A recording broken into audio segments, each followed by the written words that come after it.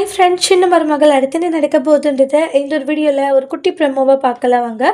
சேது இருந்துட்டு ஐஸ்வர்யா என்ன இப்போ ஊருக்கு போகணுன்னு சொல்கிறேன், இப்போ நைட் டைம் ஆகிடுச்சு, காலையில் பார்த்துக்கலான்ற மாதிரி சொல்கிறாங்க. டே சேது, காலையிலே ஊருக்கு போகிற மாதிரி சொல்லிட்டுருக்க, அதனால் குழந்தைய கூடுறா, அவள் மீனாட்சி கூட கொஞ்சம் நேரம் இருக்கட்டும்ன்றாங்க. நானும் வரேன் அப்படின்றாங்க. சரிவா குழந்தை கூட கொஞ்சம் நேரம் இருன்றாங்க. ஐஸ்வர்யா இங்கே இரு, குழந்தைய போயிட்டு கொஞ்சிட்டு வந்துடுற சரியான்றாங்க. மீனாட்சி அம்மாவையும் கொஞ்சிட்டு வந்துடுறேன்றாங்க. சரிங்க மாமான்னு சொல்லுவாங்க.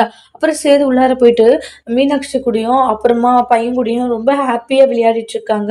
இதை பார்க்கும்போது ஐஸ்வர்யா இருந்துட்டு, சே மாமா கூட சந்தோஷமா இருக்கலான்னு வந்தா இங்கே என்னடனா என்னென்னவோ நடந்துக்கிட்டு இருக்குன்னு கோவப்பட்டுக்கிட்டு இருக்காங்க. அப்புறமா கால் பண்ணுறாங்க. ஈஸ்வரி இருந்துட்டு, சொல்லுங்க ஆண்டின்றாங்க. என்ன ஐஸ்வர்யா ரொம்ப சோகமாக பேசிட்டு இருக்க, என்ன சேது கூட சந்தோஷமா இருக்கன்னுலாம் போனேன், என்ன ஆச்சு அப்படின்றாங்க. நீங்கள் வேற அந்த கதையை வேற ஏன் கேட்குறீங்க, நான் ஒரு இதில் வந்தா இங்கே நடந்தது வேற ஒன்னாலாம் இருக்குன்றாங்க.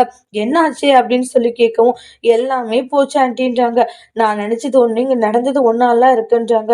நான் நினைச்சது எதுவுமே இங்க நடக்கலன்றாங்க. என்னது, நீ நினைச்சது எதுவும் நடக்கலையா, என்ன சொல்லிட்டு இருக்கன்றாங்க.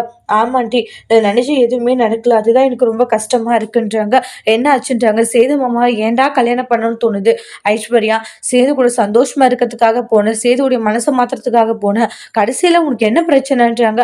நடந்த எல்லா விஷயமும் சொல்றாங்க. என்னன்னா, இந்த மாதிரி மாமா வந்து மீனாட்சி கூட இருக்கணும், நான் குழந்தை கூட இருக்கணும்ட்டு 2 குழந்தை கூட உள்ள தமிழ் செல்வி கூட மட்டும்தான் இருக்காங்க, ஏன் கூட இருக்கவே மாட்டேங்கிறாங்க, நம்ம பிளான் பண்ணி கல்யாணம் பண்ணது எல்லாமே இப்படி வேஸ்டா போகணும்னு நினைக்கவே இல்லான்றாங்க.